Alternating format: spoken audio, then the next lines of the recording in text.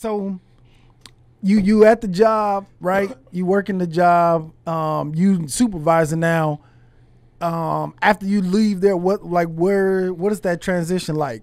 So, man, I was tired of the warehouse. I wasn't accustomed to people like going upstairs and telling the plant manager on me. And I'm like, man, this man just went and told. I'm like, boy, where I just come from, that'll get your whole head spent off. Like, what? You know, people jump and fly at the mouth. I'm like, man, who you talking to? Yeah. Fam. Boy, you caught me a few years ago talking like that, man. We'd be all up and down these day rooms. But I understood that I was in society. So it's like the way you would deal with something in prison, you can't come to society moving like that. So when I was seeing that I was ready to shake the warehouse, my question becoming like, so shit, what you gonna do? You finna give this up, but for what? I go to Big T Bazaar one day, I see one of my partners up there. Man, if you see my partner, bro, you would think he the biggest drug dealer in the world. I'm talking about, man, got big chains, diamonds, candy red Camaro. I'm talking about the man look like a straight hustler. I'm like, man, what you got going on, bro? What is you doing with yourself? He like, yeah, man, I drive trucks. I said, what? He said, yeah, bro, I don't do nothing but drive trucks. He said, I make about $1,700, $1,800 a week. That's out the child support for all 5 kids. I said, square business?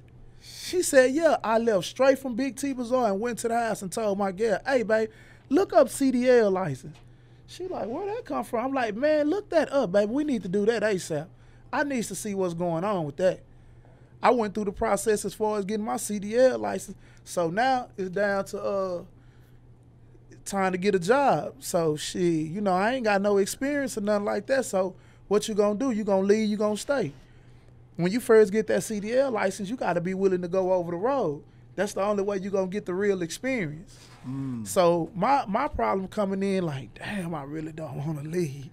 You know what I'm saying? I just came home. I'm like, God damn. But I was running it down by one of my partners. His name's Sam. And my partner Sam had been in business about a good 20 years. He been having his own business. So I'm always asking him business questions and things like that, just picking his brain. So I'm telling him my dilemma. I'm like, man, I got the CDL license, bro, but they talking about I'm finna have to be gone for 2 weeks, come home a week, gone 2 weeks. I'm like, man, I don't know about that. He like, yeah, but what you got to lose? He was like, damn, what everybody keep telling you. Go jump in the truck and go check it out for yourself. He was like, what you got to lose? Everything that's right here is going to still be here when you get back, bro. Go give yourself a shot. I was like, you know what?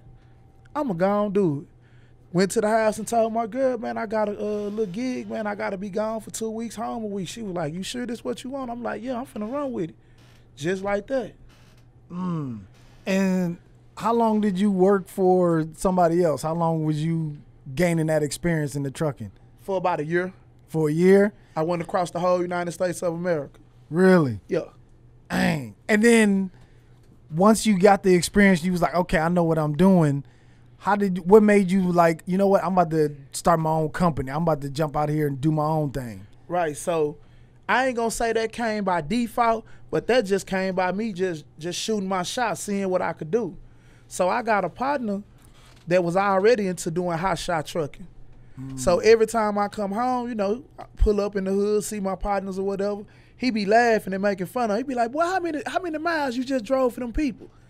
I be like, about 5,000. That's 5,000 miles you could have drove for yourself. I'm like, yeah, man. I'm like, but bro, I don't want to get no 18-wheeler, you know. He like, no. He like, man, you can go get a dually and a trailer and make the same money. I'm like, you think I could do that? He like, I don't see why not. So that's where the curiosity started coming. So now I got to figure out like, damn, you know, to get an 18-wheeler, bro, you're going to have a little bread. Yeah. You're going to have to put down a good 15 racks, and that's with decent credit. Versus getting into them hot shots, all I got to do is go to the dealership and I'm trying to purchase a vehicle. Get an auto loan, you know, I got decent credit, boom, they'll give you that all day long trailer. Right. So it was more of an easier transition for me to get into it. And once I had committed to it, I mean, I done put all my money on the line. I ain't got no choice. We got to see if it's going to work or not. Yeah. I done already bought the truck. I done already bought the trailer. I'm on death ground. It's either sink or swim. So that's how it was. It was either sink or swim.